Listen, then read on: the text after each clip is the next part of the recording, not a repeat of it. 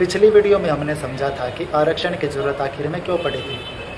अब सवाल आता है कि भाई जो आरक्षण है वो आज़ादी के बाद या संविधान बनने के बाद ही शुरू हुआ था, तो ऐसा नहीं है। आज़ादी से पहले ही भारत के जो कुछ क्षेत्र हैं उनमें ना जो अपने वंचित समुदाय के लोग हैं और पिछड़े वर्ग के लोग हैं उनके लिए मतलब शिक्षा में, सरकारी नौकरियों में आरक्षण देने की जो पहल थी वो पहले ही शुरू हो चुकी थी। इसका जो सबसे मेन एग्जाम्पल है वो छत्रपति शाहू जी महाराज।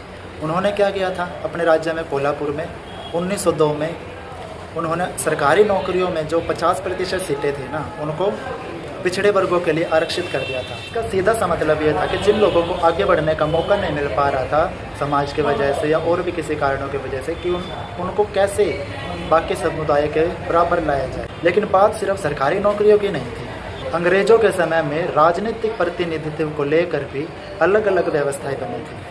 इसका एक एग्जाम्पल ये है कि 1909 में इंडियन काउंसिल एक्ट लाया गया था, जिसमें क्या था, अलग निर्वाचन मंडल। इसके तहत में क्या था, भी मुसलमान जो अपना एक प्रतिनिधि चुन सकते हैं और उसको ही वो वोट करेंगे। फिर क्या था, 1932 में कम्युनल अवार्ड लाया गया।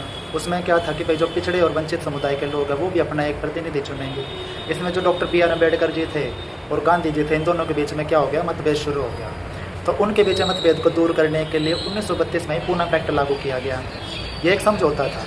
इसमें क्या हुआ, एक अलग से निर्वाचक मंडल नहीं बनाया जाएगा, इसके बजाय एक सामान्य निर्वाचक मंडल बनाया जाएगा जिसमें सीटें तो आरक्षित होंगी उसके दलित समुदाय के लिए, लेकिन उसको वोटिंग सभी समुदाय के लोग करेंगे, सिर्फ एक पिछड़े वर्ग के लोग ही उसको वोटिंग नहीं करेंगे।